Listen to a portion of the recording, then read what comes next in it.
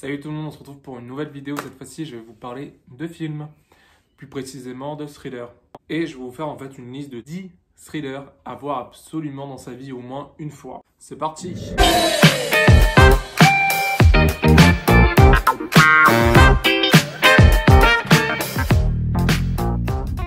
Alors voilà, le but c'est vraiment de vous partager ces 10 films.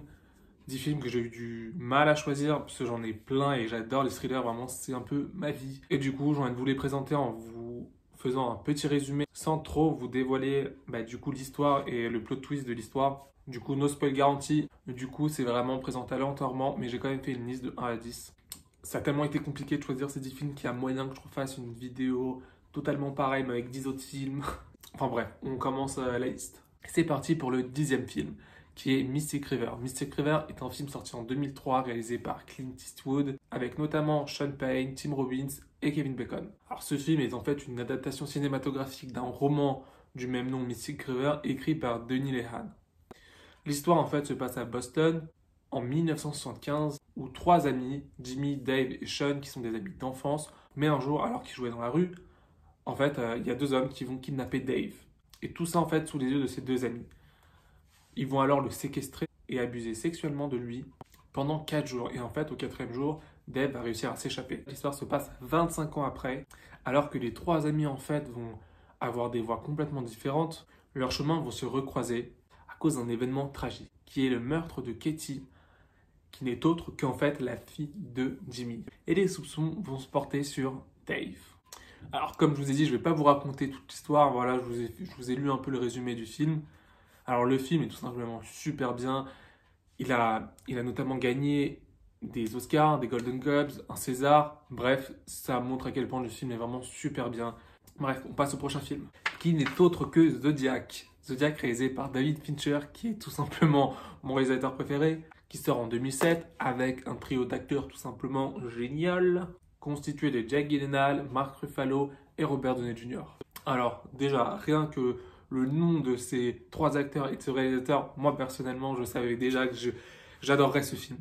Et en plus d'avoir un casting tout simplement génial, c'est tiré de faits réels du tueur du Zodiac, qui est en fait un mystérieux tueur en série qui a touché San Francisco des années 60 aux 70. Et le film en fait va suivre l'histoire de Robert, qui est en fait un jeune dessinateur du journal San Francisco Chronicle. Et en fait, sa vie va basculer quand il va décider de déchiffrer coûte que coûte toutes les énigmes que le tueur envoie au journal. Il sera accompagné de Paul, qui est en fait le spécialiste des affaires criminelles du journal. Et parallèlement à ça, on va avoir David et William, qui sont les inspecteurs en charge de l'enquête. Et en fait, durant de nombreuses années, le Zodiac va se jouer des journalistes et des policiers en accumulant les énigmes, les vraies et fausses revendications, les appels télévisés et les meurtres sans indice. Bref, cette histoire qui est inspirée de faits réels, avec des acteurs tout simplement génialissimes, un réalisateur génial. On passe au prochain film qui est Prisoners. Réalisé par Denis Villeneuve, sorti en 2013. Il est constitué de beaucoup d'acteurs, dont Hugh Jackman, Jake Gyllenhaal, Viola Davis, Paul Dano, Maria Bello et Terrence Howard. Alors l'histoire se passe en Pennsylvanie, alors que 2 couples de parents vont se retrouver pour manger ensemble chez eux. Leurs filles vont jouer dans la rue et en fait elles vont disparaître.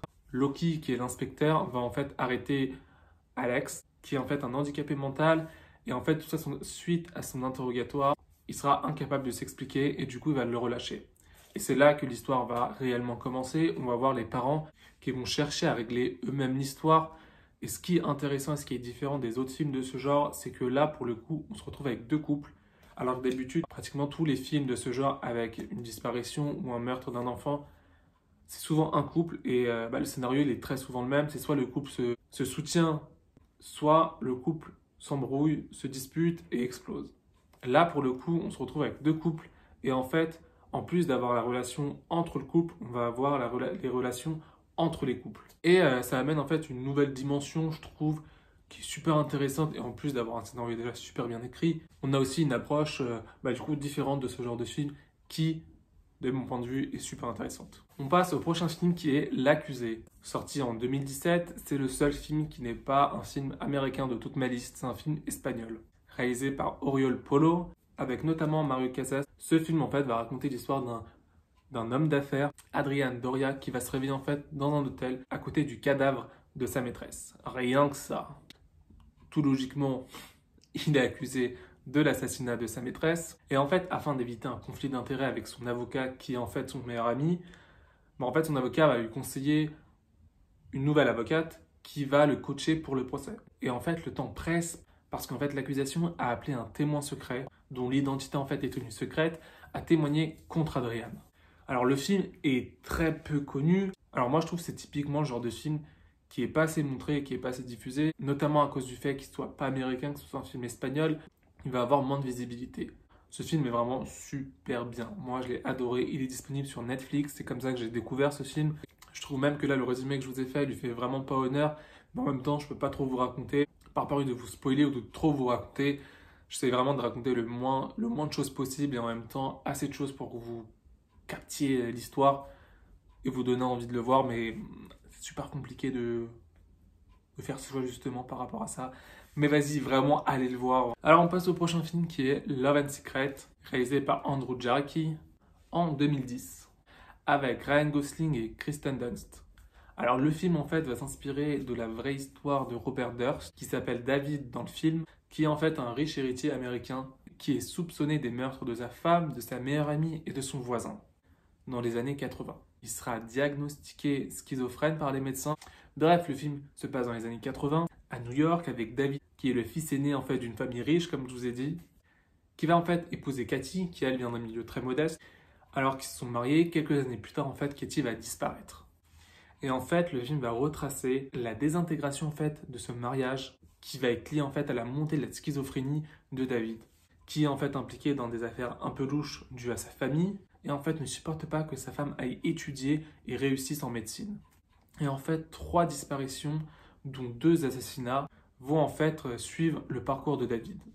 Bref, l'histoire est vraiment bien et en plus de ça, elle s'inspire d'une histoire vraie et surtout le film vraiment montre très bien le côté abusif que cet homme a envers Katie. Surtout le film vraiment montre très bien le côté abusif que cet homme a envers Katie et comment c'est dur psychologiquement pour elle de réussir à le quitter. Donc en plus d'être un film qui raconte une histoire vraie, une histoire intéressante, elle permet aussi de dénoncer du coup les violences que les femmes ont. Et en plus de ça, le film fait également lumière sur la schizophrénie.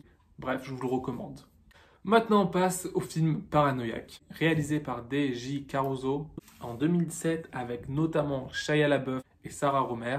Ce film va raconter l'histoire de Cale, un adolescent américain de 17 ans, tout à fait normal, qui va être placé en fait sous contrôle judiciaire parce qu'il a frappé son prof d'espagnol. Et en fait, il va être assigné à la résidence pendant 3 mois. Comme tout adolescent normal, pour s'occuper, il va passer son temps sur Internet, à manger des pizzas ou à jouer à sa console. Et aussi en fait à espionner sa nouvelle voisine Ashley. Mais le temps passe trop lentement. Du coup en fait il va commencer à espionner tous ses voisins et essayer de chercher en fait leurs petits secrets. Non, on n'est pas sur TF1, regardez les petits secrets de nos voisins. Je vous rassure. Et en fait un jour il croit découvrir qu'un de ses voisins, Robert, n'est en fait qu'un tueur en série. Rien que ça. Il va essayer de convaincre ses amis et sa nouvelle voisine Ashley que son voisin est bien un tueur en série. Alors du coup le film est un peu différent des autres films je trouve parce que là du coup on se retrouve avec un adolescent, un film un peu plus jeune, mais le film en fait en vrai est tout simplement un film de thriller en fait tout simplement basique, mais basique dans le bon sens, pas dans le mauvais. Dans le bon sens, c'est-à-dire qu'en fait il a tout pour plaire, il a le suspense, il a les moments qui font flipper où t'es en panique, il a la petite histoire d'amourette, bref il a tout en fait pour plaire au grand public. Nous voilà avec le film Shutter Island. Je sais pas si j'ai vraiment besoin de le présenter. Alors c'est un film de Martin Scorsese, apparu en 2010 avec Leonardo DiCaprio et Mark Ruffalo. Et en fait ce film est l'adaptation du roman Shutter Island de Denis Lehane. Alors si si vous êtes toujours sur cette vidéo, vous vous rappelez un peu du début, c'est-à-dire 3 personnes je crois. C'est le même écrivain du roman de Mystic River. Alors l'histoire se passe en 54. Teddy et Chuck en fait vont débarquer sur Shutter Island, qui est une île de Boston, pour enquêter en fait sur la disparition de Rachel, en fait une patiente de l'hôpital psychiatrique de haute sécurité sur l'île. Teddy va commencer à enquêter avec Chuck et en fait ils vont découvrir plusieurs témoignages qui vont leur dire en fait de partir de l'île et qu'en fait tout ça n'est qu'un piège. Bref, je vais pas trop vous raconter parce que vraiment l'histoire est super bien. Bref, le film est tout simplement un film à voir absolument dans sa vie si ce n'est pas déjà le cas. Et comme je pense que c'est déjà le cas, on va pas trop rester dessus. On passe au prochain qui est Gone Girl. Gone Girl sorti en 2014, réalisé par David Fincher, qui, je vous l'ai déjà dit, est mon réalisateur préféré. On retrouve Ben Affleck et Rosamund Pike. Ce film est en fait l'adaptation cinématographique du livre Les Apparences de Gillian Flynn, qui était déjà un best-seller avant la sortie du film, et en fait qui va se retrouver scénariste aussi du film. Ce qui montre déjà que en fait, le film va être une très bonne adaptation du film, étant donné que c'est l'écrivaine elle-même qui est la scénariste du film. Alors l'histoire en fait raconte l'histoire d'un couple où en fait une femme va disparaître et en fait du coup son mari va médiatiquement prendre la parole pour la disparition de sa femme et en fait on va voir comment l'enquête va avancer et en fait pendant un long moment on va pas savoir ce qui s'est passé à sa femme, est-ce qu'elle est morte, est-ce qu'elle est kidnappée, est-ce qu'elle s'est enfuie. Et en fait, il va y avoir beaucoup de spéculations, surtout du côté des policiers qui vont trouver beaucoup d'indices. Bon, bref, au milieu du film, on sait ce qui se passe. Je ne vais pas vous le dire parce que, évidemment, pas de spoiler. Mais moi, j'adore ce film, vraiment, je le trouve super bien. Et en plus de ça, le film est lui-même décrit comme étant une satire du mariage, des médias. Et en fait, ce film veut vraiment se positionner comme étant une dénonciation de l'hypocrisie en fait d'une société américaine qui idolâtre en fait l'apparence. Donc en plus d'être super bien, ce film en fait est une vive critique de notre société actuelle. On passe à l'avant-dernier film qui est Le Prestige, réalisé par Christopher Nolan, sorti en 2006 avec des acteurs extraordinaires comme Hugh Jackman, Christian Bale, Scarlett Johansson. Alors ce film est aussi une adaptation du roman du même nom de Christopher Priest. Alfred Borden est en fait un magicien, jugé en fait pour l'assassinat de son rival, Robert. Le film va en fait raconter les années de rivalité qui vont les opposer, qui va en fait débuter de l'accident mortel de la femme de Robert, autour d'un tour de magie particulier nommé L'Homme Transporté.